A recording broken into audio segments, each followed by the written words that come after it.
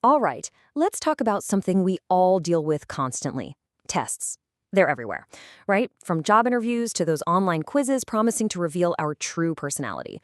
But have you ever really stopped to wonder if these tests are, you know, actually any good? Well, today, we're going to unpack the two secret ingredients that determine if any test is worth your time or just a total waste of it. I mean, seriously, think about it for a second.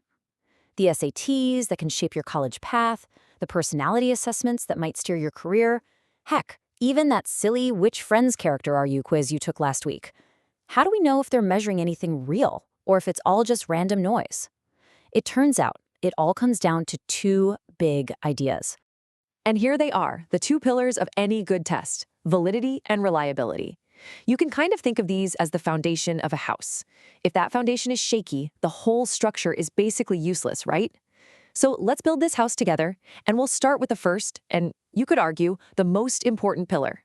So first up is validity, and really it all boils down to one super simple question. Is this test actually measuring what it claims it's measuring? It sounds so obvious, but you would be shocked at how many tests get this wrong. So yeah, that's the textbook definition. But in plain English, validity is just about accuracy. If you've got a test that's designed to measure, say, anxiety, does it really measure anxiety? Or is it kind of accidentally measuring something else, like maybe general stress, or even just how little sleep you got last night? This analogy just makes it crystal clear. A ruler is a perfectly valid tool for its job, measuring how long something is. But if you try to use that same ruler to measure how much water is in a glass, well, it becomes totally invalid. The tool itself isn't broken, you're just using it for the wrong purpose. And this is so crucial. Validity isn't a simple yes or no. It's not an on-off switch, it's a spectrum. It's all about context. The right question to ask is always, valid for what? A test might be super valid for screening airline pilots, but completely invalid for hiring, say, a graphic designer. The purpose is absolutely everything. But to really get a handle on this, we've got to break it down a bit. See, validity isn't just one single thing. It actually comes in a few different flavors. So let's take a closer look at the different kinds of evidence we use to build a complete picture of a test's accuracy. We're going to walk through four key types: face, content, construct, and criterion validity. Each one of these gives us a totally different piece of the puzzle, a different clue about whether our test is truly hitting the mark. So, first up, we have face validity. This is basically the does it pass the sniff test check. At a quick glance, does the test look like it's measuring what it's supposed to? You know, a math test that's full of numbers and equations has high face validity. And this actually matters because if a test taker doesn't think it looks relevant, they might not even take it seriously. But a word of warning, this is the most superficial type of validity. Just because it looks right doesn't mean it is. Okay, next we dig a little deeper with content validity. This is absolutely huge in the world of education. Think about a big final history exam. Did it actually cover all the chapters you were supposed to read, or did it just focus on the first two? A test has good content validity when it pulls questions from the entire range of the subject, making sure no important stuff gets left out. All right, now for what might be the trickiest, but is maybe the most important one of all: construct validity.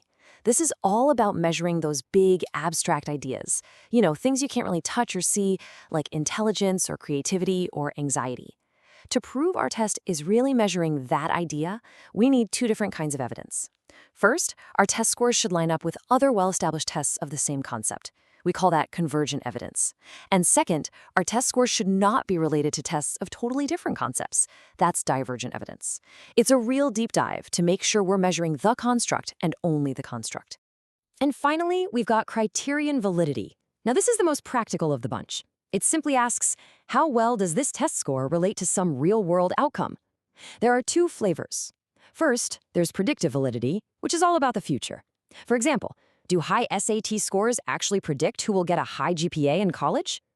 Then there's concurrent validity, which is about right now. Does a diagnostic test score accurately explain the struggles a student is having in class today? It's all about how useful the test is for making decisions in the real world. Okay, so we've got the first pillar of our house built, validity. But here's the catch. A test can be perfectly valid, measuring the right thing, and still be totally useless if it isn't reliable. So let's build that second pillar. Let's talk about reliability. And this one is all about consistency. So, to put it simply, If you measure the exact same thing multiple times under the exact same conditions, you should get the same result every time. If you don't, your measurement tool is unreliable. It's just adding random error or noise into your data. The absolute best way to think about this is a bathroom scale, right? Imagine you step on it and it says 150 pounds. You step off, step back on, and now it says 160. A minute later, it's 145. That scale is completely, totally unreliable. You can't trust any of the numbers because they're all over the place. The exact same idea applies to any kind of test. So how do we actually check for this stuff?